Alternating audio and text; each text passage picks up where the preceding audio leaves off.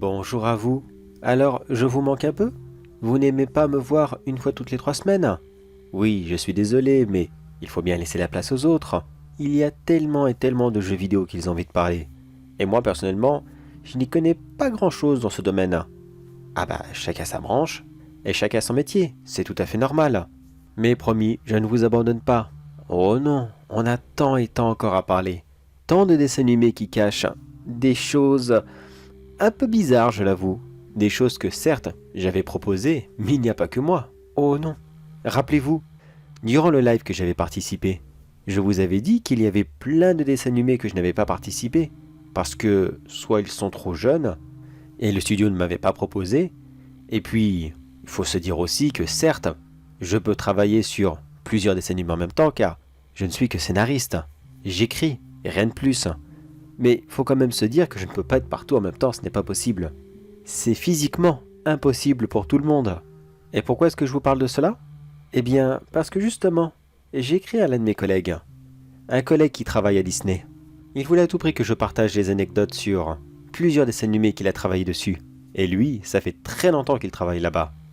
Précisément chez Pixar. Oui, pour beaucoup, ce sont les meilleurs. Après, est-ce que ce sont vraiment tous les meilleurs? Enfin, je veux dire, tous les Pixar? Je sais pas. Je les adore. Là n'est pas le problème. Vraiment, je les adore. Mais il y en a plein que... ouais, je sais pas. Parfois, on se dit que Pixar est très bon, mais... Chicken Little? Voilà, on est d'accord. Mais j'ai juste besoin de dire ça. Je pense que tout le monde sera ok pour dire que... voilà. Voilà. Non, je le dis clairement, c'était de la grosse merde. Voilà. Après, je sais pas si vous l'aviez adoré, mais je suis désolé. Moi, je suis un pro, donc je suis obligé de le dire. Ça tient pas la route, pas du tout, c'est de la merde. Enfin, passons. On ne va pas parler de Chicken Little pour l'instant. C'est juste pour vous dire que oui, j'adore les Disney, et non, je ne les vois pas tous comme quelque chose d'incroyable. Et aujourd'hui, on va parler d'un Pixar que j'aime énormément. Il y a juste cette version 2 que je n'ai pas vraiment appréciée, mais on en parlera après. Il s'agit bien sûr de Monstres et compagnie. Bon, je résume rapidement si vous ne l'avez pas vu. Ça serait vraiment bizarre, mais admettons. Monstres et compagnie, ça raconte l'histoire de deux monstres qui vivent dans une ville de monstres. Oui, je sais, le mot monstre va revenir très souvent. Et ce sont eux les monstres qui viennent voir les enfants le soir pour pouvoir leur faire peur et collecter leurs cris qui leur sert d'énergie pour tout et n'importe quoi dans leur vie. La télé, les voitures, tout. Mais le souci, c'est qu'ils ont beaucoup plus peur de nous que nous on a peur d'eux. Car ils pensent qu'on est toxique et qu'il ne faut pas nous toucher. Ce film suit l'histoire de deux monstres, Bob Razowski et Sullivan, qui travaillent dans l'entreprise qui collecte les cris, Monstres et compagnie, d'où le titre du film. Et ensemble, ils vont avoir de très gros ennuis qui finalement résoudront tous les problèmes. Voilà, je ne vais pas plus loin pour éviter de faire du spoil. Bon, le film est assez vieux, donc techniquement, je ne devrais spoiler personne. Techniquement. Mais juste en cas où, oui, je vais malheureusement devoir le faire. Je vais spoiler dans cette vidéo. Donc, si vous ne l'avez pas vu, eh bien, écoutez, vous avez deux possibilités. Soit vous vous en fichez littéralement et vous restez ici pour écouter ce qui aurait pu se passer, ou alors vous arrêtez dès maintenant et vous allez le découvrir. Vous êtes encore là? Bon, je considère à partir de maintenant que si vous n'êtes pas parti, c'est soit que vous l'avez déjà vu, soit vous vous en fichez. Attention, dernière chance. 3, 2, 1. Et c'est bon. À partir de maintenant, je vais vous raconter la suite qui a été annulée et qui pourtant aurait été quelque chose de vraiment génial. Bon, j'imagine que la fin, vous la connaissez. Bob et Sully ramènent une petite gamine qu'ils avaient nommée Boo. Celle-ci rentre chez elle, mais finalement à la toute fin, ils arrivent à reconstituer sa porte et ils peuvent retourner la voir. Ah oui, juste avant, petite précision. Il y a sur Disney+ une série qui s'appelle Monstres et compagnie en avant. Celle-ci, pour ceux qui n'ont pas réussi à la placer, elle se trouve entre le moment où l'ancien patron de Monstres et compagnie, Monsieur Waternou, il a toujours un nom compliqué celui-ci. Enfin passons. Entre l'arrestation du directeur et cette dernière scène du film. Donc je me permets de le dire haut et fort, ici et maintenant, oui, Monstres et compagnie en avant était la véritable suite que nous, les fans, car oui, je suis fan de ce film. Ah oui, je vous dis que je l'adore, c'est vraiment que je l'adore. Donc pour moi, cette série, c'est la vraie suite que j'aurais voulu voir. Et non pas Monstres et compagnie Academy. C'est sympathique, à peu près. Mais franchement, est-ce qu'on avait vraiment besoin de connaître leur passé alors que on s'en foutait? Mais bon, on en reste là, c'est bon. Je reviendrai plus là-dessus. Ah si, bon, dernier petit détail. Il y a juste un faux raccord justement avec Monstres et compagnie Academy. Juste un. Vous vous souvenez au tout début de Monstres et compagnie? Le tout début, quand ils sortent de l'immeuble pour se rendre au travail. Bob dit bien à Sully, tu es jaloux de moi depuis la maternelle, avoue-le. Et pourtant, dans Monstres et compagnie Academy, ils se rencontrent justement dans l'académie, c'est-à-dire à l'université, et non pas à la maternelle. Voilà, le film venait à peine de commencer, qu'il y avait déjà un faux raccord par rapport au précédent. Bravo Pixar.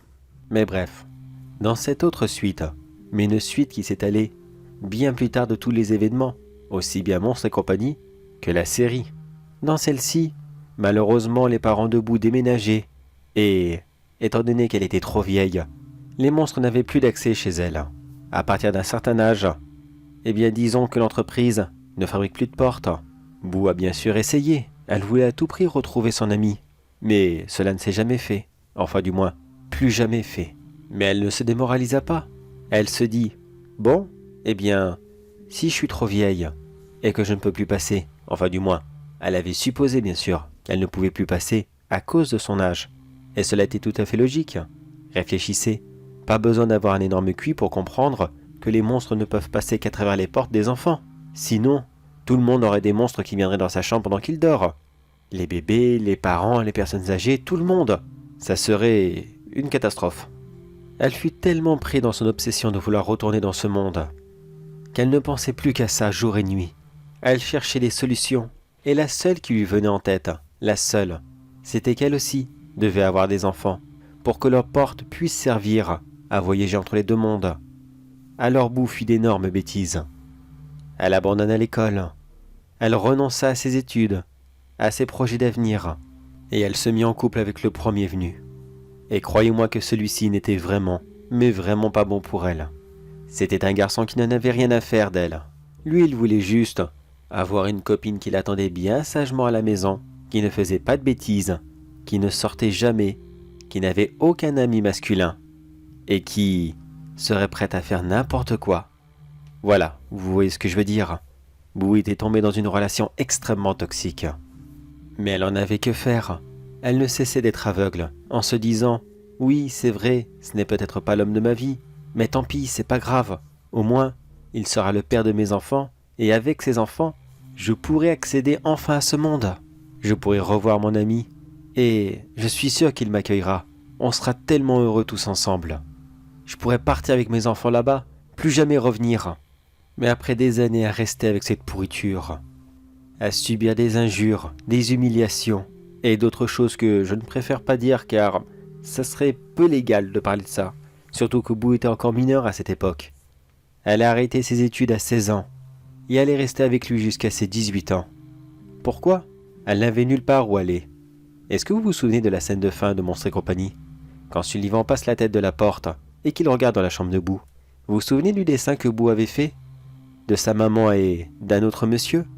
Oui, beaucoup voyaient une scène de... que Disney a voulu mettre pour dire rigoler. Bon, de nos jours, cela a été enlevé. Si vous regardez cette scène, vous ne le verrez plus. Si vous voulez voir la version originale, eh bien, bonne chance pour la trouver sur internet, ou alors sur une VHS, si vous arrivez à en trouver. Mais quel rapport avec ce dessin? Eh bien justement, par rapport à ce dessin, on comprend que la maman de Boo était célibataire, et qu'elle avait plusieurs petites amies durant l'enfance de sa fille, des amis qu'elle ramenait à la maison, et avec qui elle était très proche, et qui malheureusement ne tenaient pas très longtemps. Oui, je sais, malheureusement, être maman célibataire est quelque chose de très difficile. Et après que Boo ait vu toutes ces choses, eh bien, disons qu'elle ne voulait plus vraiment parler à sa mère. C'est pour ça qu'elle était partie dans ses études. Vraiment pour essayer de l'esquiver. Elle aussi était partie à l'université. Enfin du moins, au début, elle y était. Avant qu'elle ne commence à développer ce petit plan, qui n'était peut-être pas le meilleur. Qu'est-ce qu'elle aurait pu faire? Eh bien, continuer ses études. Ça aurait été beaucoup plus long. Mais au fur et à mesure qu'elle aurait construit sa vie, elle aurait trouvé son prince charmant. Ils auraient construit leur maison ensemble. Et c'est tous ensemble qu'ils auraient pu traverser les portes du placard et découvrir cet autre monde. Bon, par contre, j'imagine la tête du mari, ça c'est sûr et certain que ça aurait été bizarre. Mais malheureusement non. Elle était trop impatiente et ça l'a conduit dans une très mauvaise situation. Un jour, alors que son copain toxique est rentré une fois de plus à la maison, complètement bourré, Boo s'est acharné sur lui en lui disant qu'il devrait arrêter de faire ça, qu'il devrait arrêter de foutre sa vie en l'air, qu'il se détruisait, qu'il détruisait leur couple, que ça ne servait à rien de faire ça. Jamais il n'aurait d'avenir si il continuerait dans cette voie. Mais cet homme n'en avait que faire. Il l'insulta de tous les noms. La dispute devenait une bagarre. Et cet homme étant beaucoup plus fort qu'elle, il réussit à avoir le dessus sur elle. Et elle finissa à l'hôpital ce soir même. Elle y passa plusieurs mois, et durant plusieurs séances de rééducation. Les médecins lui annoncèrent une très mauvaise nouvelle. Malheureusement, quelques coups mal placés lui avaient fait beaucoup trop de mal, et jamais elle ne pourrait donner la vie. Boo était littéralement effondrée. Pas parce qu'elle n'aurait pas d'enfant, non. Enfin si, ça lui faisait très mal. Mais cela voulait dire aussi que jamais elle ne pourrait retourner dans le monde des monstres. Jamais. Elle passa plusieurs longues années à se morfondre, passant de quelqu'un extrêmement triste à extrêmement cruel, une grande consommatrice de boissons, puis quelqu'un de très professionnel, et ainsi de suite. Elle ne cessait de changer de caractère et de comportement, passant d'un aspect tout à fait raisonnable à un aspect totalement autodestructeur. Une bipolarité qui dura comme cela pendant plusieurs longues années, jusqu'au jour où, durant une cuite de trop dans un bar, elle ne cessait de parler de ce monde de monstres, à qui voulait bien l'entendre. Bien sûr, elle était complètement saoule, elle ne faisait pas du tout attention à qui elle parlait. Et de toute façon, tout le monde se disait « Ouais, c'est simplement l'imagination d'une alcoolique qui ne sait pas quoi faire de ses journées. » Mais pourtant, toute son histoire ne tomba pas dans l'oreille d'un sourd. Quelqu'un travaillait sur ce monde de monstres depuis très longtemps.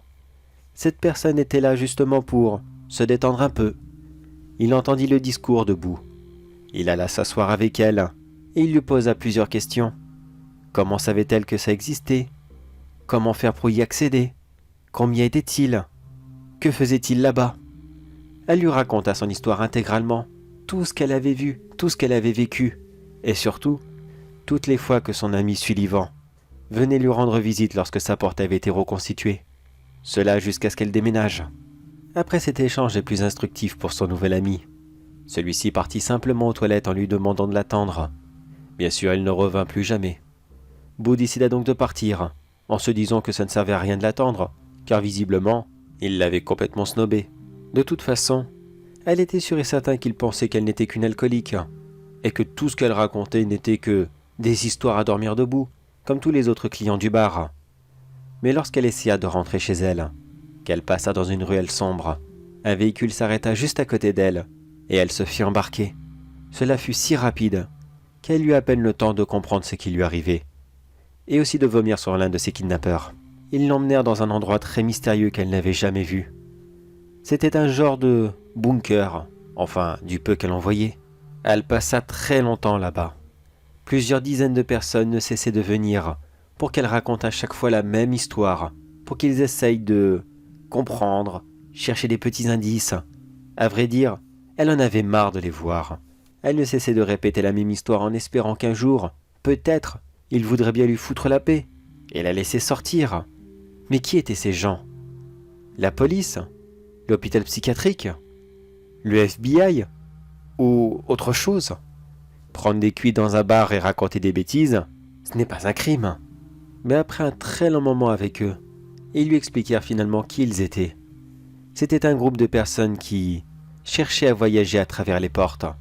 Ils savaient que le monde des monstres existait. Ils en avaient tous vu quand ils étaient plus jeunes, et ils s'en étaient souvenus. Ils avaient des preuves que ça existait. Autrefois dans le temps, quand votre enfant vous disait « J'ai vu un monstre dans le placard », vous souriez et vous disiez simplement « Mais non, ce n'est rien, ça n'existe pas, ce n'est pas vrai. Mais aujourd'hui, avec les smartphones, les caméras et tous les autres gadgets, c'est facile de prendre une photo, une vidéo ou d'enregistrer un son. Toutes ces petites choses qui prouvent que oui, les monstres existent. Ils savaient comment passer à travers les portes. Ils savaient aussi quand les portes pouvaient être utilisées. Mais ce qu'ils ignoraient par contre, c'est qu'est-ce qu'il y avait derrière ces portes. Ils avaient oui des souvenirs des monstres. Mais étaient-ils réellement dangereux? Est-ce que certains étaient capables de jeter de l'acide, cracher du feu? Étaient-ils palpables? Étaient-ils tuables? Maîtrisables? Ils proposèrent donc à Boo de les rejoindre. En échange de ses services et de sa connaissance du terrain, il lui promit une très très belle somme d'argent. Tout ce qu'elle avait à faire, c'était de les accompagner sur le terrain, entrer dans ce monde et les guider dans celui-ci. Leur mission était simple: entrer à l'intérieur, profiter de l'élément de surprise pour contrôler l'usine, qui était pour eux le seul point d'accès à notre monde, afin qu'ils puissent y amener des troupes et du matériel, avant que les monstres ne sonnent l'alerte et qu'ils n'essayent de s'échapper. Boo accepta sans hésiter, car elle comprit que c'était sa dernière chance de retourner dans ce monde, la dernière chance de revoir son ami. Elle passa donc plusieurs jours à s'entraîner, utiliser l'équipement, les tenues, enfin bref, tout ce qui faisait de ces soldats de vrais soldats d'élite, prêts à affronter tous les terrains. Quand tout était prêt, la mission était très simple: attendre que la nuit tombe dans une région du monde, mettre un maximum d'hommes dans plusieurs chambres, afin d'augmenter leurs chances de tomber sur la bonne porte, celle qui sera empruntée par un monstre à ce moment précis, car malheureusement, eux ne pouvaient pas encore le faire. Seuls les monstres pouvaient passer chez nous. Il fallait donc attendre que l'un d'entre eux passe la tête dans notre monde, pour qu'ils puissent y entrer. Et cela se fit 2 heures plus tard, dans un simple petit village qui avait été complètement évacué à la dernière minute. Personne n'avait été mis au courant. Les habitants ont été réveillés en plein milieu de la nuit, sous prétextant une immense fuite de gaz, et qu'ils devaient partir tout de suite. Mais pendant ce temps, chacune de leurs maisons était remplie de soldats, qui étaient prêts à franchir les portes. L'une d'entre elles s'est ouverte, et pendant qu'un premier groupe d'assaut s'infiltrait dans celle-ci, tous les autres se mirent à les rejoindre très rapidement, et en seulement quelques minutes, la petite dizaine de soldats qui passa à travers la porte, et qui prit rapidement le contrôle de l'usine, passa de 10 soldats à plus de 250, qui étaient maintenant prêts à installer un avant-poste. Boo fit partie de cette première équipe, et alors que tout le monde installait le matériel, faisait des prisonniers, bloquait les entrées, et empêchait quiconque de sortir du bâtiment, afin d'être sûr qu'ils ne préviennent pas les autres, elle, Boo, de son côté, elle cherchait son ami. Oh oui, elle réussit à le retrouver, mais elle fut tellement choquée de le voir. Car dans notre monde, et dans le monde des monstres, le temps ne défile pas à la même vitesse. Pas du tout. Sullivan avait pris de l'âge, beaucoup d'âge, tandis que Boo, elle, était encore très jeune. Elle devait avoir 25 ans à ce moment. Sullivan, lui, avait dépassé les 80. Sa belle couleur bleue et violette n'était plus là. Ses poils étaient devenus grisonnants, et il n'avait plus sa force d'antan. C'était maintenant un vieillard qui continuait à gérer cette usine, car pour lui cela était très important, que l'usine ne redevienne pas un sanctuaire de la terreur, mais qu'il reste bel et bien un fournisseur d'électricité à partir du rire. Boo ne put s'empêcher de faire un immense câlin à son ami, qui, je vous rassure, l'avait tout de suite reconnu. Devant un geste aussi déplacé, les autres soldats ne cessèrent de lui dire « Poussez-vous de là, écartez-vous de ce monstre !» Mais elle n'en avait que faire de leurs ordres. Ça faisait des années et des années qu'elle attendait ça. Elle avait mis toute sa vie dans ce projet. Pour elle, c'était la seule chose qui comptait. Tout ce qu'elle avait fait, c'était uniquement pour cet instant, et rien d'autre. Mais les soldats continuèrent de la menacer, exigeant qu'elle se pousse, qu'elle lâche cet animal, et qu'elle ne le retouche plus jamais. Lorsqu'elle comprit que le soldat n'avait aucune bonne attention pour les monstres, et qu'ils allaient les séparer encore une fois, mais que cette fois-ci, elle n'allait peut-être plus jamais revoir son ami. Elle refusa cette idée, et elle attrapa très rapidement son arme afin de tirer dans le tas. Elle voulait se débarrasser de ceux qui l'avaient menacée, afin que les deux amis puissent prendre la fuite. Mais elle n'a malheureusement jamais été une bonne tireuse, et seulement 2 de ses collègues furent légèrement blessés. Les autres ripostèrent, et la pauvre Boo fut abattue sur place. Sullivan prit quelques balles perdues, mais il reçut également autre chose, une colère, une immense colère. En seulement quelques instants, ce pauvre vieux monstre, qui n'avait même plus la force de faire du mal à une mouche, retrouva toute sa vigueur d'antan, et il se jeta sur les autres soldats. Il les tailla en pièces en seulement quelques instants, devant les yeux médusés d'une autre escouade, qui ne savait que faire devant cela. Oui, ils auraient pu riposter. Eux aussi, ils auraient pu eux aussi aller se battre contre les monstres. Mais ils n'étaient pas idiots. Boo était leur informatrice, celle qui devait les guider dans ce monde. Mais maintenant qu'elle était morte, ils avançaient à terrain découvert. Pire encore, ils savaient maintenant que les monstres savaient riposter, qu'ils pouvaient leur faire du mal. Et croyez-moi qu'ils n'ont pas du tout attendu. Quand d'autres monstres ont vu Sullivan se battre, ils ont décidé de faire de même. Sans attendre qu'il y ait d'autres victimes, ils se jetèrent tous sur les soldats, qui ne s'attendaient absolument pas à cette riposte. Avant même qu'ils n'aient eu le temps d'ouvrir le feu, la moitié d'entre eux fut décimée dans d'atroces souffrances, et le reste des troupes décidèrent de battre en retraite. Quand cette invasion fut finie, les monstres soignèrent leurs blessés, et balancèrent les corps des autres soldats par les portes, afin qu'ils puissent les récupérer. Même s'ils étaient des envahisseurs, ils avaient quand même du respect pour eux. Mais malheureusement, le pauvre Sullivan, lui, mourut de ses blessures quelques instants plus tard. L'adrénaline étant retombée, il se vida lentement de son sang et il partit rejoindre son ami pour toujours. Le corps de Boo ne fut pas renvoyé dans le monde des humains. De toute façon, il savait très bien qu'elle n'avait plus de famille. Alors ils la gardèrent avec eux, et elle fut enterrée juste à côté de Sullivan. À défaut d'avoir pu être ensemble dans la vie, au moins ils seront toujours unis dans la mort. Et cela maintenant, plus jamais personne ne pourrait leur prendre. Plus jamais. Voilà, c'était la suite de Monstres et compagnie qui a été abandonnée car Disney n'en a pas voulu. Comme d'habitude, ça parlait pas assez aux enfants, il fallait que ça reste très enfantin car si c'était trop sérieux, ça n'allait pas et puis blablabla. Enfin, vous connaissez la chanson, surtout Disney, ils sont très à cheval là-dessus. Et c'est bien dommage, car je sais pas ce que vous en pensez, mais plus ça va avec les films Disney, et plus ils sont cucu. Je pense qu'on pourrait en parler pendant des heures, mais on n'est pas là pour ça. Ah, ou peut-être un jour, tiens, pourquoi pas, dans un autre live. Peut-être qu'on pourrait comparer les Disney d'avant à ceux de maintenant. Qu'est-ce que vous en pensez? Enfin bref. Et vous, vous auriez aimé la voir cette suite? Est-ce que vous auriez voulu que Monstres et compagnie se finisse ainsi? Dites-le moi en commentaire. J'ai vraiment hâte de vous relire. Attendez une seconde. Oula, c'est qu'il est vachement tard, dis donc. Bon, j'arrête de vous embêter et je vous renvoie à vos activités. Moi, je reste là, je ne bouge pas. Et on se revoit dans 3 semaines pour parler d'un autre dessin animé de votre enfance qui cache parfois d'horribles secrets.